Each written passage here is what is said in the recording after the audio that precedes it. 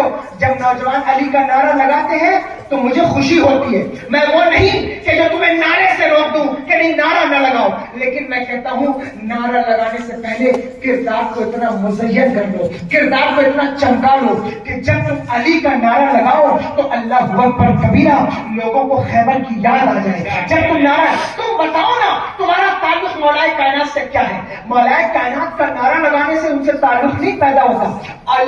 علی سے تمہارا تعلق کیا ہے؟ کبھی غور تو کرو, کبھی سوچو تو صحیح. علی وہ ہیں جن کی ولادت بھی مسجد میں اور جن کی شہادت بھی مسجد میں. مجھے بتاؤ جس کا تعلق مسجد سے نہ ہو, فجر میں جس کا تعلق مسجد سے نہیں, ظہر میں جس کا تعلق مسجد سے نہیں, عصر میں نہیں, مغرب میں نہیں, عشاء میں نہیں, اس کا تعلق علی سے کیسے ہو سکتا ہے؟ علی سے اگر کسی کا تعلق ہوگا تو اس کا ہوگا جس کا تعلق مسجد سے ہو. جس کا تعلق مسجد سے نہیں, اس کا تعلق علی سے کیا تعلق بتاؤ. لیکن بس یہ کام نہ کرو. ہمیشہ یاد رکھو اپنے کردار کو اچھا کرو, اسلام کے قانون کو فالو کرو اور اپنے عقل کے گھوڑے مت دوڑاؤ, ورنہ تم تباہی کے دہانے پر کھڑے ہوئے ہو, بچ نہیں سکتے اگر تم نے اپنے کردار کو صحیح نہیں کیا. تمہاری بچیاں بہنیں کہتے ہوئے زبان جلتی ہے اللہ اکبر. یہاں سفید داڑھی والے بھی بیٹھے, مجھے ان سے حیا آتی ہے, لیکن بات یہی سچ ہے, بچیاں بھاگ رہی ہیں. اللہ اکبر کبیرہ. میں اپنی بہنوں کو مخاطب کر کے کہتا ہوں, میری بہنوں کیا تمہیں اللہ نے اس لیے پیدا فرمایا کہ تم اپنے ماں اور باپ کا سر شرم سے چھپا کر, اور ماں اور باپ کو تو چھوڑو, تم نے کبھی سوچا ہے کہ جب تم اپنا قدم کسی خیر کے ساتھ اپنے گھر سے باہر نکالتی ہو تو خدا کی قسم اگر روئے زمین پر سب سے زیادہ کسی کو تکلیف ہوتی ہے تو وہ میرے نبی کو تکلیف ہوتی ہے, مصطفیٰ جان رحمت کو تکلیف ہوتی ہے. ان کا کلمہ پڑھ کر لوگ کہتے ہیں مسلمانوں کی بچیاں بھاگ گئی. میں کہتا ہوں زبان سنبھال کر بات کر. جو بھاگ گئی وہ کیسی مسلمان؟ مسلمانوں کی بچیاں کبھی نہیں بھاگتی, مسلمانوں کی بیٹیاں کبھی نہیں بھاگتی. جو بھاگ گئی اسے بھی اپنے نبی کی عظمت کا خیال نہیں, اور جسے اپنے نبی کی عظمت کا خیال نہیں وہ مسلمان کیسے ہو سکتی ہے؟ میں اسے مسلمان نہیں مانتا. پر کبیرہ ہو سکتا ہے کوئی مفتی میرے خلاف فتویٰ دے دے, لیکن بات جو کہہ رہا ہوں وہ دل سے کہہ رہا ہوں. یہ کیسے ہو سکتا ہے؟ یہ کیسے ہو سکتا ہے؟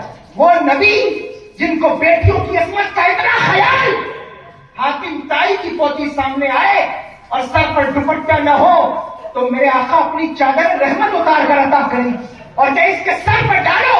صحابہ کہتے ہیں یا رسول اللہ یہ مسلمان نہیں ہے, کافرہ ہے.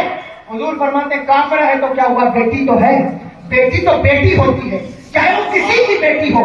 مسلمان ہو کر تمہاری یہ حیثیت, تمہارا یہ منصب نہیں ہے کہ گٹکا کھانے والے, چوراہے پر کھڑے ہو کر کے پھونکنے والے, سگریٹ پھونکنے والوں سے تم باتیں کرو رات بھر. اللہ اکبر کبیرہ. تم ان کے ساتھ بھاگ جاؤ, یہ تمہارا منصب نہیں ہے. تم سیدہ کائنات کی کنیز ہو, تمہاری آنکھوں میں وہ جلال ہونا چاہیے. خدا کی قسم کہ تمہاری آنکھوں اور نگاہیں اگر کسی گناہگار پر پڑ جائے تو وہ فتنے سے آزاد ہو کر مرتقی بن جائے, پرہیزگار بن جائے.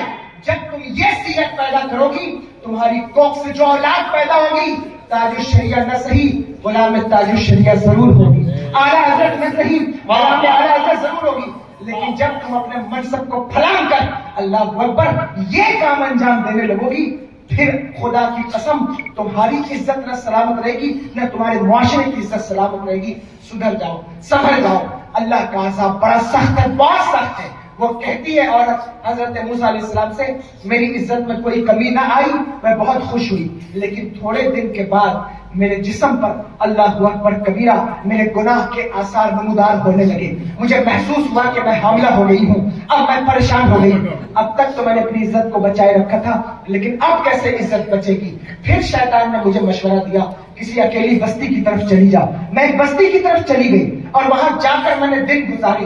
جب میرا بیٹا پیدا ہوا تو میں نے اسے چوما گلے سے لگایا, اسے اپنا دودھ پلایا. جب 7-8 دن گزر گئے تو میں نے اپنی بستی کی طرف لوٹنے کا ارادہ کیا, لیکن پھر مجھے یہ فکر دامن گیر ہو گئی کہ اب اس بچے کو لے کر اگر میں معاشرے کی طرف جاؤں گی تو پھر میرا کیا ہوگا, پھر میرا کیا ہوگا, میری عزت کا کیا ہوگا. پھر شیطان نے مجھے مشورہ دیا اور مجھ سے کہا اس بچے کو زندہ درگور کر دے. میں نے اپنے بچے کی گردن دبائی اور اسے قبر کھود کر وہیں گاڑ دیا. جب گناہ انسان کرتا ہے تو پھر دوسرا گناہ کرنے پر مجبور ہو جاتا ہے. جب گناہ پر گناہ کرتا جاتا ہے تو پھر قلب پر سیاہی کا تھپا لگ جاتا ہے. پھر اسے لگتا نہیں کہ میں نے گناہ کیا, پھر اسے پتہ نہیں چلتا کہ یہ میرا گناہ ہے. کتنے لوگ ایسے جو روز گناہ کرتے ہیں انہیں پتہ ہی نہیں کہ یہ گناہ ہے. آرام سے نماز چھوڑ رہے ہیں, کوئی فرق نہیں ہے. آرام سے نماز چھوڑ رہے ہیں, کوئی پتہ نہیں ہے کہ یہ کتنا بڑا گناہ ہے, یہ کتنا بڑا گناہ. توجہ سے سننا. کہتی ہے میں نے اسے وہی دفن کیا, لیکن لوٹتے وقت میرے قدم کانپتے تھے کہ کہیں ایسا نہ ہو کہ میری عزت کی چادر اتر جائے اور لوگ مجھے بے عزت کر دیں. کہتی ہے جب میں اپنے معاشرے میں اپنے قبیلے میں آئی, میری عزت میں کوئی کمی نہ آئی. لوگ مجھے ویسے ہی وقار کی نظروں سے دیکھتے رہے. میں بہت خوش تھی کہ میرے سارے گناہ چھپ گئے ہیں اور کسی کو پتہ نہیں چلا, کانوں کان کسی کو خبر نہیں ہوئی, اور میری عزت تو ویسے ہی ہے جیسے پہلے تھی, میرا وقار تو وہی ہے جیسے پہلے تھا. اللہ اکبر کبیرہ. کہتی ہے ایک دن رات کی تنہائی میں مجھے اپنے رب کا خیال آ گیا. مجھے یہ احساس پیدا ہو گیا کہ یا اللہ تو نے مجھے ہاتھ دیے, پیر دیے, چہرہ دیا, قدے رانا دیا, آنکھوں میں بجلیاں رکھی. یا اللہ تو نے کیا کیا دیا ہے, اور میں نے اتنا بڑا گناہ کیا, میں نے اتنا بڑا خراب کام کیا. یا اللہ میں جی نہیں سکوں گی, میں بغیر توبہ کیے جی نہیں سکوں گی. میرے قدم رک نہ سکے اور میں تڑپتی ہوئی آپ کی بارگاہ میں آ گئی. اے اللہ کے نبی میرے لیے دعا کریں کہ اللہ مجھے معاف کر دے, میرے لیے مغفرت طلب کریں, میرے لیے استغفار کریں کہ اللہ مجھے معاف کر دے. دیکھو اللہ کریم ہے, اللہ کریم ہے. تم نے جو بھی گناہ کیے ہوں, جس دن تمہارا دل تڑپ جائے, شیطان کے بہکاوے میں مت آنا, شیطان کے بہکاوے میں مت آنا. جس دن دل تڑپ جائے میرے بھائیوں اللہ کی بارگاہ میں آنا, اللہ معاف کر دے گا. وہ معاف کرنے والا ہے. اس کی رحمت کا نعرہ ہے لا تقنطوا من رحمت اللہ. اللہ کی رحمت سے مایوس نہ ہو. اگر تم نے گناہ کیے ہیں آج سچی توبہ کا ارادہ کرو, آج اللہ تمہیں معاف کر دے گا. ہمارے یہاں گناہ سے نفرت ہے, گناہگاروں سے نفرت نہیں ہے. گناہگاروں سے نفرت نہ کیا کرو. ارے فلاں تو شرابی ہے, فلاں تو جواری ہے. میں کہتا ہوں بے شک اسلام میں کچھ قوانین ایسے ہیں, میں ان کو ملحوظ رکھ کر یہ بات کر رہا ہوں تاکہ میرے جانے کے بعد کوئی اسی جملے کو نہ پکڑ لے. ہے کہ شرابیوں کو بھیک نہ دی جائے, بلا شبہ ہے کہ نمازیوں بے نمازیوں سے سلام کلام بند کر دیا جائے, لیکن اس کا مطلب یہ نہیں کہ انہیں ذلیل کیا جائے. اس کا مطلب یہ ہے کہ انہیں نیکی کی طرف بلایا جائے. اس میں بھی محبت پنہا ہے, اس میں بھی محبت پوشیدہ ہے. یعنی اگر کوئی گناہگار ہے تو گناہ سے نفرت ہوگی, گناہگار سے نفرت نہ ہوگی. یعنی کسی کو بڑی آسانی سے مجلس میں ذلیل نہ کر دیا کرو, کسی کو بڑی آسانی سے محفل میں جو ہے اس کا نام لے کر اسے رسوا نہ کر دیا کرو. یاد رکھو کون سا گناہگار کب اللہ کا نیک بندہ بن جائے, کب اللہ کی بارگاہ میں اس کو سرخروئی حاصل ہو جائے, یہ تمہیں پتہ نہیں ہے. حضرت جنید بغدادی نے ایک شرابی سے مسافر سے انکار کر دیا. آواز آئی جنید تو نے میرے بندے سے مسافر نہ کیا. حضرت جنید کہتے ہیں یا اللہ وہ تو شرابی ہے. اللہ اکبر کبیرہ. اللہ کہتا ہے بے شک وہ شرابی ہے, لیکن حقیر جان کر اس سے مسافر نہ چھوڑ. حقیر جان کر مسافر, یہ تفصیلی بات ہے, اس پر کوئی بات بعد میں مت کیجیے گا. اگر کسی کو یہ اختلاف ہوگا مجھ سے پوچھیے گا. حقیر جان کر اس سے مسافر نہ چھوڑ, اس لیے کہ تجھے پتہ نہیں ہے کہ اس کا یہ آخری گناہ ہو اور تیری زندگی کی آخری نیکی ہو. اس کے بعد تجھے نیکی کا موقع نہ ملے اور اس کے بعد وہ گناہ نہ کر سکے. اس لیے حقیر مت جان, کیونکہ اگر ہر گناہگار کو حقیر جانو گے تو کسے پتا تھا کہ حضرت بشر کو میخانے سے نکال کر مقام قطبیہ عطا کیا جائے گا. کسے پتا تھا فضیل بن عیاض کو ڈاکوؤں کی صف سے نکال کر قطب الاقطاب بنایا جائے گا. کس کے دن کب بدل جائیں گے یہ تمہیں پتا نہیں ہے. اس لیے کسی کی طرف انگلی اٹھانے سے پہلے اپنے گریبان میں جھانک کر دیکھا کرو, پھر کسی پر ڈسکشن کیا کرو, پھر کسی کو ٹارگیٹ کیا کرو. اگر ہر بندہ اپنی اصلاح کی سوچ لے تو پھر معاشرہ سدھر جائے گا. ہر بندہ اپنی خامیوں پر نظر کر لے معاشرہ سدھر جائے گا. یاد رکھو عورت کہتی ہے اللہ اکبر میرا دل تڑپ گیا, اور جب بھی دل تڑپے اللہ سے توبہ کرنا. بات سمجھ میں آ رہی ہے نہیں سمجھ میں آ رہی ہے؟ روشی پڑھیے.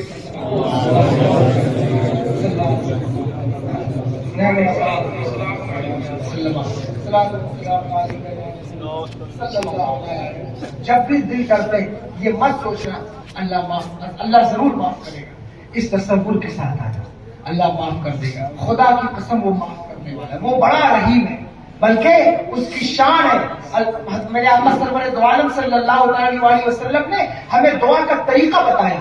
اما عائشہ صدیقہ رضی اللہ تعالیٰ عنہ راوی ہے، کہتی حضور نے ہمیں سکھایا کہ جب شب قدر پاؤ تو یہ دعا پڑھو، اللہم انک عفو تحب العفو فاعف عنی، اے میرے مالک تو تو معاف کرنے والا ہے، تو معافی کو پسند کرنے والا ہے، مجھے معاف کر دے۔ وہ معافی کو پسند کرتا ہے، معافی مانگنے والوں کو پسند کرتا ہے۔ حضرت موسیٰ علیہ السلام کی قوم کا واقعہ، قحط پڑ گیا، بارش نہیں ہوتی تھی، پورے سال بارش نہیں ہوئی، زمین سوکھ گئی، جانوروں کے تھن سوکھ گئے، تو اللہ سے حضرت موسیٰ علیہ السلام نے کہا میرے مالک بارش برسا دے۔ اللہ نے کہا موسیٰ اپنی قوم کو لے کر میدان میں جمع ہو جاؤ۔ حضرت موسیٰ علیہ السلام جمع ہو گئے تو اللہ نے حضرت جبریل امین کو بھیجا، کہا موسیٰ تمہاری امت میں، اس گروہ میں، اس مجمع میں ایک ایسا شخص ہے جو 40 سال سے میری نافرمانی کر رہا ہے، اس کو کہو اس مجمع سے نکل جائے، اس محفل سے نکل جائے، بستی سے نکل جائے، میں بارش برسا دوں گا۔ اللہ اکبر کبیرہ، حضرت موسیٰ علیہ السلام نے اعلان کیا کون ہے جو 40 سال سے اللہ کی نافرمانی کر رہا ہے؟ میں تو نہیں جانتا، لیکن تو خود تو جانتا ہوگا، لوگوں کی بھلائی کے لیے، لوگوں کے لیے، بارش کے لیے مجمع سے نکل جا۔ اس کی آنکھوں سے اشک جاری ہو گئی، رونے لگا اور روتے روتے کہا میرے مالک ساری زندگی تو نے کسی پر میرا عیب ظاہر نہیں کیا، اب میرا عیب ظاہر کرے گا، اب مجھے لوگوں کے سامنے رسوا کرے گا، آج مجھے معاف کر دے، سچی توبہ کرتا ہوں، آج کے بعد کبھی تیری نافرمانی نہیں کروں گا۔ تھوڑی دیر ہوئی کہ بادل امڑ کر آئے، بارش ہونے لگی۔ حضرت موسیٰ علیہ السلام کہتے ہیں میرے مالک نہ کوئی گیا نہ کوئی آیا، پھر بارش کیسے ہونے لگی؟ اللہ کہتا ہے موسیٰ جس بندے کی وجہ سے نہیں برسا رہا تھا، اب اسی بندے کی توبہ کی وجہ سے برسا رہا ہوں، جس بندے کی وجہ سے نہیں برساتا تھا اسی کی توبہ کی وجہ سے برسا رہا ہوں۔ اللہ اکبر کبیرہ۔ حضرت موسیٰ علیہ السلام کہتے ہیں میرے مالک اس کا نام تو بتا تو صحیح وہ ہے کون؟ اللہ کہتا ہے اے موسیٰ جب وہ گناہگار تھا تب میں نے اس کو ظاہر نہ کیا، اب تو وہ میرا نیک بندہ ہو گیا، اب تو وہ میرا اچھا بندہ ہو گیا، اب میں کیسے اسے رسوا کر سکتا ہوں؟ یاد رکھو اگر اللہ نے تمہیں بچایا ہے، آج بھی تمہارے پاس وقت ہے، سچی توبہ کر لو اللہ معاف کر دے گا، سچی توبہ کر لو اللہ معاف کر دے گا۔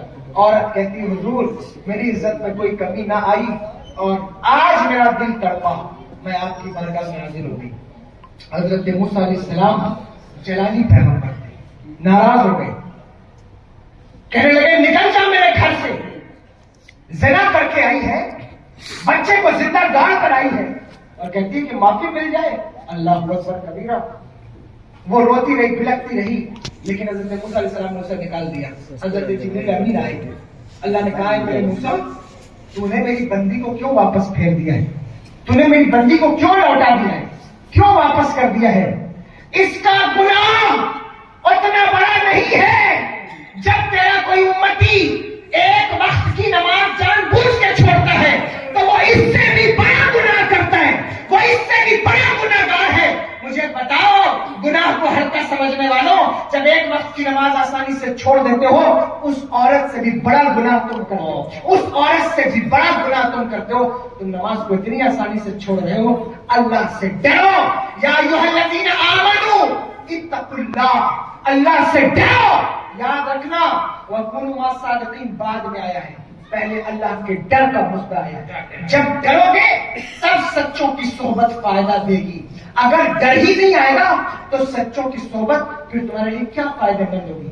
اسی کے لیے سچوں کی صحبت فائدہ مند ہوتی ہے جو اللہ سے ڈرنا سیکھ جائے، جو اللہ کا خوف کلیجے میں پیدا کرے۔ جس کے دل میں ڈر نہ آئے، بلا شبہ میں کہتا ہوں کہ صادقین کی صحبت تو ضرور بابرکت ہے، لیکن اس کو اس صحبت کا فائدہ اس وقت تک نہیں مل سکتا جب تک اس کے دل میں اللہ کا خوف نہ آئے، اللہ کا ڈر نہ آئے۔ کیونکہ اگر ڈر ہی نہیں ہے، خدا کا خوف ہی نہیں ہے، تو پھر واز ہوتا رہے، تقریر ہوتی رہے، بزرگان دین کی بارگاہ میں حاضری ہوتی رہے، نعرے بھی لگتے رہے، نعتیں بھی پڑھی جاتی رہیں، کوئی بات دل پر اثر نہیں کرتی، لیکن اگر دل میں خوف خدا ہو تو خدا کی قسم ورق سبز در نظر ہوشیار معرفت حقیقت پروردگار، ایک سبز پتا بھی اللہ سے ڈرنے والوں کے لیے عبرت کا سامان بن جاتا ہے اور اللہ کی معرفت کے راستے کا پتہ دیتا ہے، اور جو اللہ سے نہیں ڈرتا اس کے لیے کوئی چیز عبرت کی نہیں ہوتی۔